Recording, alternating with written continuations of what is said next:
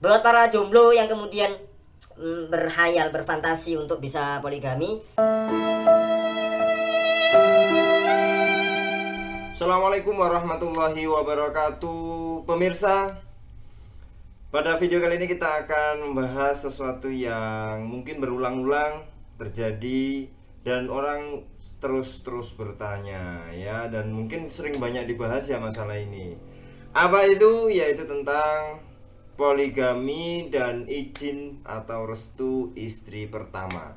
Kita lihat dari segi fikih dan juga dari segi hukum, yaitu kompilasi hukum Islam. Nah, ini menarik karena apakah harus ada izin pertama, izin dari istri pertama atau tidak? Nah, ini ya. Kalau dari segi fikih kita bisa melihat syarat ya yang membolehkan suami ta'addud az-zaujat, yaitu berpoligami, itu kalau memenuhi dua syarat. Ini dari segi fikih ya. Yang pertama yaitu apa? Bisa memberikan rasa adil di antara istri-istrinya. Nah, apa artinya? Kemampuan berbuat adil dalam hal-hal yang bersifat kebendaan, ya, dalam hal materi seperti memberi nafkah, dapat bergaul dengan para istri-istri itu secara baik, serta menggiliri satu dengan yang lain dengan sama rata. Itu kalau misalnya nginepnya itu ya harus sama rata. Nah, itu ya. Ini permasalahan juga kalau terjadi, apakah adil di sini dalam hal materi ini betul-betul harus sama persis? Oh, ternyata tidak ya. Karena ini berbicara tentang materi ya, bukan ini, kalau materi itu bukan tentang membagi perasaan, membagi kasih sayang, cinta dan kecenderungan hati, ini enggak ya. Itu karena kalau syariat ya membahasnya yaitu untuk yang terlihat saja, yaitu materi. Nah, ya. Maka kalau kita melihat dari syarat yang pertama tadi bahwa rasa adil itu lebih kepada materi. Karena kalau bisa kalau misalnya terjadi seperti itu, mohon maaf, itu tidak dalam hal, karena kalau itu syarat-syarat yang pertama tadi tidak, nafkahnya tidak adil ya, itu bisa menzolimi kaum wanita ya, dan bisa jadi itu mungkin membuat seseorang seorang istri misalnya tidak diceraikan tapi juga tidak diberi nafkah. Ini bahaya ya, tidak diceraikan tapi tidak diberi nafkah, mungkin juga untuk anak-anaknya. Nah, ini kita melihat bahwa dari segi syariat yang diutamakan adalah agar tidak terjadi kezoliman, yaitu semua istri dalam hal materi tercukupi, atau dalam hal adilnya ini bahwa seorang suami mampu dan sanggup di antara istri-istrinya. Nah, syarat yang kedua yaitu mampu memberikan nafkah pada istri-istrinya ya, karena ini tadi poligami berarti istri-istrinya, jamak ya, plural ya, istri-istrinya. Nah, itu memberi nafkah. Yang kedua adalah mampu memberikan nafkah. Syariat tidak menghalalkan seseorang memasuki ranah pernikahan, baik menikah hanya seorang istri atau lebih, kecuali ia berkemampuan memenuhi biaya dan tuntutan dalam sebuah rumah tangga, dan mampu memenuhi juga hak-hak yang semestinya didapatkan seorang istri atas suaminya berdasarkan sabda Nabi, wahai kaula muda, barang siapa yang mampu dari kalian atas biaya maka menikahlah. Itu kalau kemudian biaya. Nah, di sini ditegaskan bahwa biaya, maka menikahlah. Yang dimaksud biaya adalah biaya yang dibutuhkan dalam pernikahan dan rumah tangga. Nah, itu ya. Kalau kita melihat ya, dua syarat ini ya, kalau syarat yang pertama yaitu berbuat adil, itu yang dihindari adalah satu ya, itu jangan sampai menjadikan istri itu tergantung. Tergantung artinya, tergantung itu tidak diceraikan, tidak diberi nafkah. Itu suatu kezoliman bagi istri ya. Juga tidak terpenuhi hak-haknya. Berarti tidak adil kan, karena hak-haknya tidak terpenuhi. Maka dua syarat ini ya, ini dari segi syariat. Dari segi syariat. Kalau kita melihat bahwa tidak ada dari segi syariat harus minta izin dan restu dari istri pertama. Ini kalau kita lihat dari segi syariat, dari segi hukum fikih ya, seperti itu. The next kita akan mukoronah, kita akan membandingkan dengan kompilasi hukum Islam. Nah, bagaimana? Kita lihat ya. Kalau dari kompilasi hukum Islam kita menyasar pasal 57 kompilasi hukum Islam. Bersitu berbunyi pengadilan agama hanya memberi izin kepada seorang suami yang akan beristri dari lebih dari satu orang ya, jika tiga. Ya. Yang pertama yaitu istri tidak dapat menjalankan kewajiban sebagai istri. Nah, nanti terserah hakimnya, majelis hakim bagaimana, apakah ini alasan ini mampu dipertanggungjawabkan oleh sang suami atau hanya sekedar suami mengatakan seperti itu tapi ternyata setelah ditanya istrinya enggak kok. Nah, ini ya. Satu tadi, istri tidak dapat menjalankan kewajiban sebagai istri. Nah, yang kedua apa? Istri mendapat cacat badan atau penyakit yang tidak dapat disembuhkan. Cacat badan atau penyakit, bisa cacat, bisa penyakit yang tidak dapat disembuhkan kembali. Nah, ini nanti juga butuh keterangan dokter dan lain sebagainya dari tenaga ahli medis dan kesehatan. Yang ketiga apa? Istri tidak dapat melahirkan keturunan. Ya, jadi setelah menikah bertahun-tahun, dari segi kedokteran ternyata memang istrinya tidak bisa memberikan keturunan, maka pengadilan agama bisa memberi izin. Selain alasan untuk menikah lagi harus jelas, ya. Kompilasi hukum Islam juga memberikan syarat lain untuk memperoleh izin menikah lagi dari pengadilan agama. Syarat-syarat tersebut diatur dalam pasal 58. Jadi tadi pasal 57, kemudian pasal 58 ya, itu merujuk atau sama dengan pasal 5 Undang-Undang Perkawinan. Jadi tadi pasal 57 KHI, ini pasal 58 KHI setara dengan pasal 5 Undang-Undang Perkawinan ya. Yang pertama ya, jadi pasal 57 itu 3 syarat itu, istrinya tidak bisa melakukan kewajiban sebagai istri, atau yang kedua cacat atau kena penyakit yang tidak sembuh, 3 tidak dapat memberikan keturunan. Maka langsung next ke pasal 58. Apa itu pasal 58? Para pemirsa semuanya, para pemirsa ada 2, yaitu apa dalam pasal 58 KHI? 1, adanya persetujuan istri. Nah, yang kedua, adanya kepastian bahwa suami mampu menjamin keperluan hidup istri-istri dan anak-anak mereka. Jadi kalau kita melihat di sini, kita bandingkan ya, di kompilasi hukum Islam pasal 58 ini ada syarat yaitu persetujuan istri. Sedangkan tadi di fikih tidak ada persetujuan istri. Nah, ini kenapa kira-kira ya? Nah, kita lihat, kita bahas nanti ya. Yang kedua, adanya kepastian bahwa suami mampu menjamin keperluan hidup. Nah, ini mampu menjamin, adanya kepastian bahwa sang suami mampu menjamin ya, hidup, keperluan hidup, kebutuhan hidup istri dan anak-anaknya. Jadi kan bukan hanya tentang istri, tapi tentang istri dan anak-anaknya.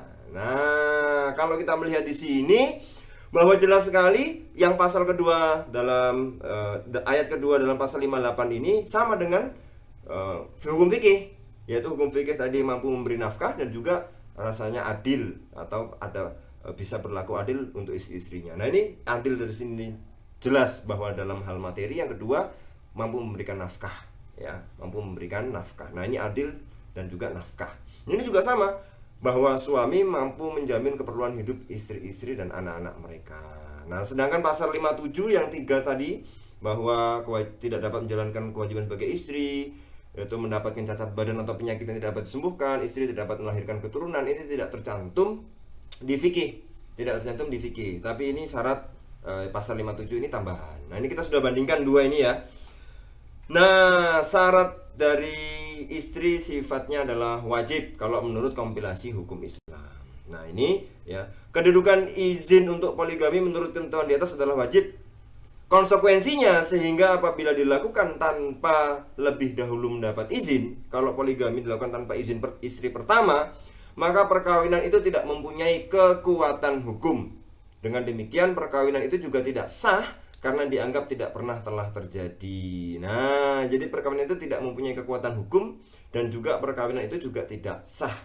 Ya, jadi nikah siri ya itu tidak sah dan dianggap tidak pernah telah terjadi. Nah, begini para pemirsa semuanya, ini permasalahan yang mungkin sering berulang-ulang.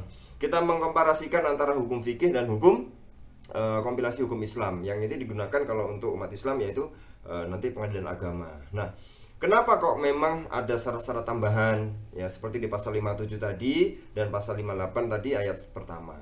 Ini adalah untuk menjamin bahwa negara menjamin kehidupan warga negaranya, terutama mungkin istri pertama yang kemudian dilupakan ya, karena tidak memberikan izin. Karena kalau sudah memberikan izin pasti dengan sadar, oh ini memang suami saya mau poligami. Dan yang kedua ada kepastian.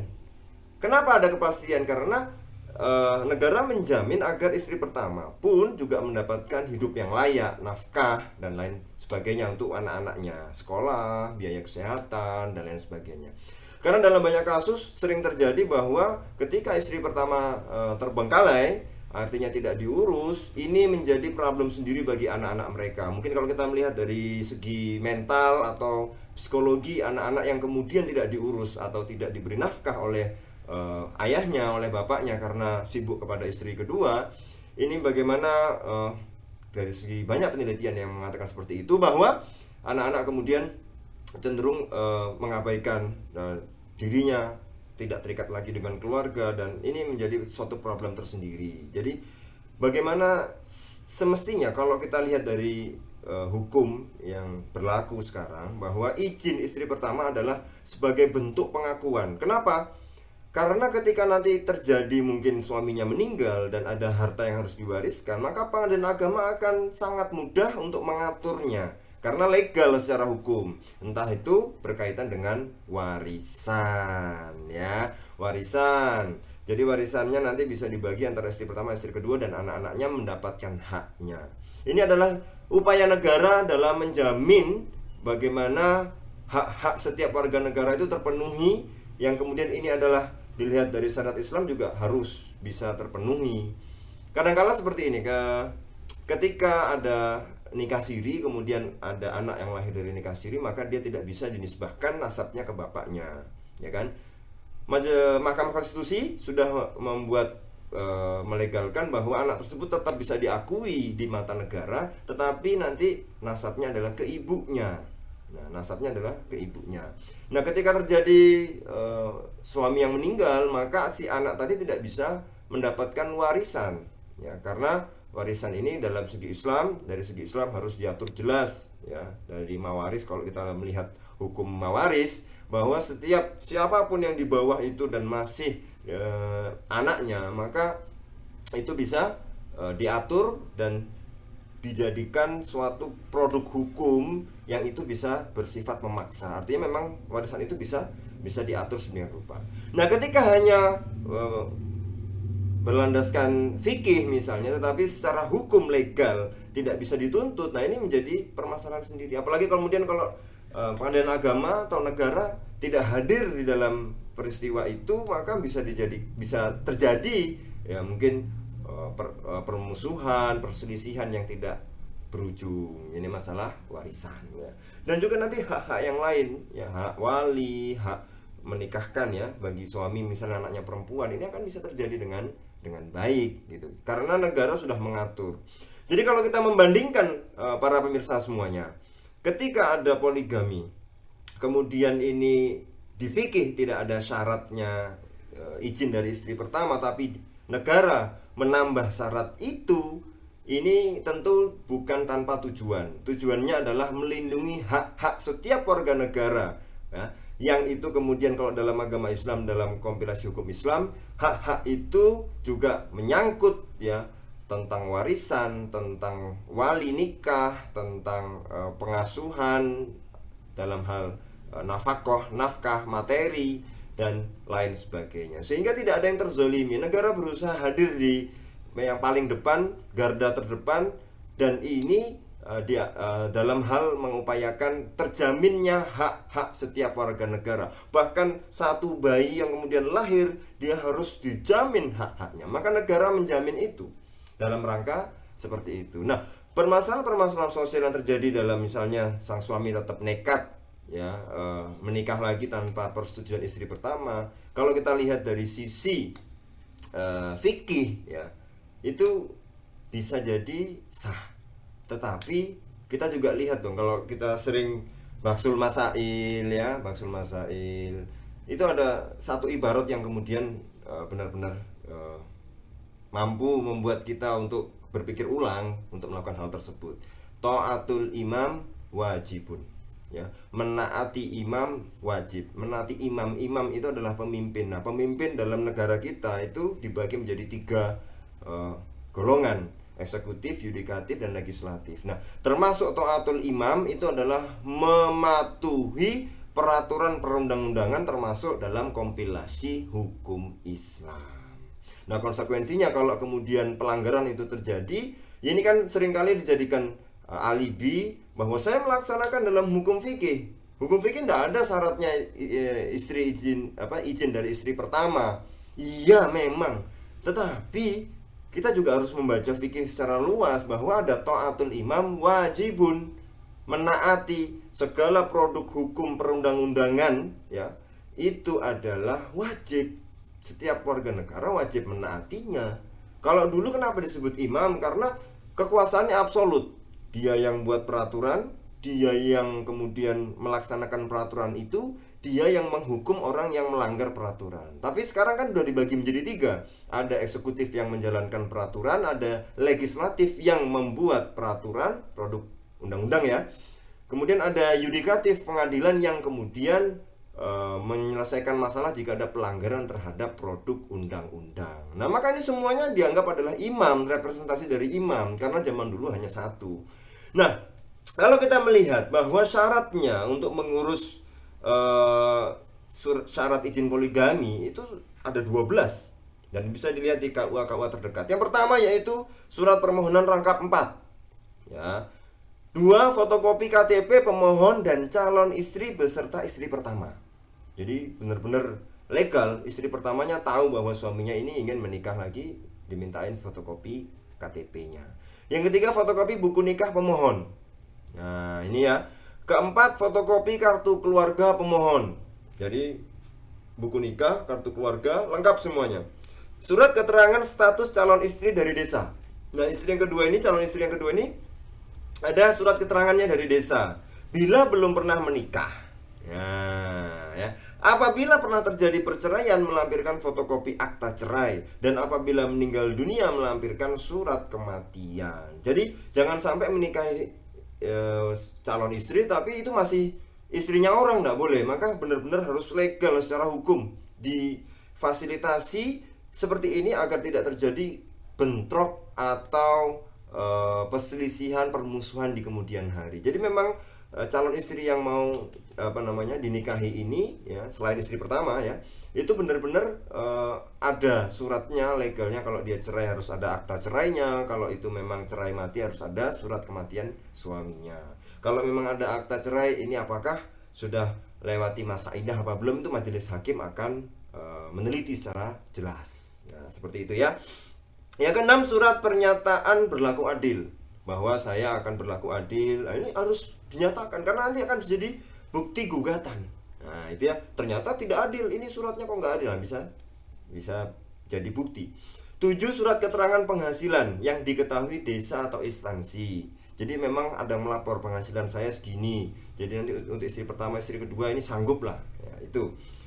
Yang ke-8, surat izin atasan bila PNS. Maka bosnya harus tahu, ya, atasannya harus tahu bahwa anak buah saya ini kalau dia PNS atau ASN ini akan menikah lagi. Nah, itu harus tahu. Jadi instansi kantornya nanti kalau ada apa-apa, istrinya menuntut atau menanyakan keberadaan suaminya, bisa menjawab, oh ternyata memang. Nah, itu, ya. Yang berikutnya yaitu surat pernyataan tidak keberatan di madu dari istri pertama. Nah, bahwa istri pertama menyatakan tidak apa-apa atau tidak keberatan di madu. Yang selanjutnya ke-10 nih, ya. Surat pernyataan tidak keberatan di madu dari calon istri. Ya, ini calon istri juga tahu bahwa dia sudah punya istri, ya. Suami yang suami yang akan dinikahi ini juga sudah punya istri. Jadi dia mau di madu, ya. Yang ke-11, surat keterangan pemisahan harta kekayaan. Nah, ini nanti berhubungan dengan harta gono gini atau nanti juga berhubungan dengan harta warisan. Maka dari awal jelas bahwa harta kekayaan ini nanti akan dipisah, Ya, ini dipisah jadi supaya tidak terjadi kerancuan ketika misalnya suaminya meninggal dan meninggalkan harta, yang harta itu mungkin jadi rebutan apa segala macam. Ya kalau cuma sedikit nggak apa-apa, kalau MM-an, triliunan dan lain sebagainya ya. Yang ke-12, membayar panjar biaya perkara. Jadi ada 12 syarat ya, 12 syarat yang ini betul-betul ribet, betul-betul ribet. Tetapi kalau ini sudah dilewati satu persatu dan ini menjadi legal, maka secara hukum di mata negara aman, di mata syariat aman. Terus bagaimana kalau kita hanya mengandalkan yang fikih? Kalau menurut saya pribadi, lebih baik kita mengikuti apa yang ada sudah dalam produk undang-undang dalam negara, karena itu adalah nanti kalau terjadi apa-apa ya yang tidak kita tahu di masa depan, itu bisa kita selesaikan secara legal, secara hukum, dan akhirnya ya tidak ada lagi perselisihan dan permusuhan karena negara hadir di antara warga negaranya untuk menyelesaikan segala permisalan, segala contoh yang bisa mengakibatkan permusuhan atau tidak terjaminnya hak-hak warga negara. Nah, itu ya pemirsa ya. Sudah kita ulas ya. Kita bandingkan, kita mukorona, kita bandingkan antara hukum fikih dan hukum kompilasi hukum Islam tentang poligami, dan terutama stressing pointnya adalah adanya kewajiban persetujuan dari istri pertama. Kalau kita lihat nanti dalam berbagai penelitian tentang anak yang ini kadang hak-haknya terabaikan, atau istri yang hak-haknya terabaikan, ini akan menjadikan banyak permasalahan-permasalahan sosial yang itu ujungnya karena memang poligami tanpa persetujuan istri pertama ya. Ini mudaratnya lebih besar, dan daripada mudarat lebih besar maka negara mensyaratkan beberapa hal agar kemaslahatan itu lebih terjamin ya. Karena kita dalam usul fiqh ada darul mafasid muqaddamun ala jalbil masoleh. Yang misalnya ada kerusakan ini itu lebih diutamakan untuk dihindari dulu. Dihindari, ketika itu sudah dihindari silahkan, berarti maslahat atau kepentingan-kepentingan selanjutnya akan bisa terpenuhi. Nah itu pemirsa ya.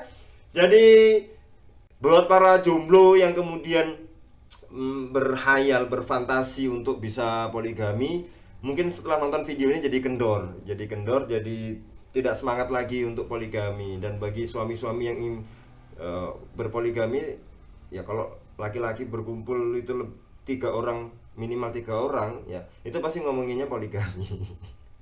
Ya, jadi ini sering peristiwa yang terjadi di sekitar kita, maka sudah kita ungkap tadi, ini adalah agar terjamin hak-haknya, agar kemudian mempermudah di kemudian hari. Bukan kemudian negara ini justru mempersulit warga negaranya, tidak. Tapi ini adalah untuk kebaikan bersama, untuk para istri, untuk para anak-anak, dan untuk suami itu sendiri. Sehingga Islam itu dirasakan bisa lebih memberikan manfaat. Islam bisa dirasakan bisa memberikan solusi-solusi atas permasalahan-permasalahan yang sudah ada. Saya yakin ini juga hadirnya kompilasi hukum Islam ini juga dengan pakar-pakar, para kiai-kiai yang berijtihad ya, yang kemudian ulama-ulama yang berijtihad, dan juga mereka rembuk ya, para ahli hukum, para kiai, para ulama ini rembuk untuk memberikan solusi yang terbaik bagi seluruh warga negara, terutama yang beragama muslim, dalam hal poligami dan adanya syarat persetujuan istri pertama. Maka ya sudahlah, ya sudah, kita melihat ini secara proporsional. Kalau kemudian nanti istri yang pertama curhat di Facebook ya, kemudian menjadi viral ya, itu ini adalah akibat, atau di media sosial ramai karena hal-hal yang tidak memperhatikan bagaimana yang sudah diatur oleh negara. Tetapi ya ini kembali ke pribadi masing-masing ya, terserah bagaimana. Di sini di video ini saya hanya mengungkapkan secara, membandingkan secara detail ya antara hukum fikih dan kompilasi hukum Islam, yang kemudian Anda sendiri yang berhak menentukan. Terima kasih, kita berjumpa di video selanjutnya. Selalu setia di channel ini. Terima kasih. Assalamualaikum warahmatullahi wabarakatuh.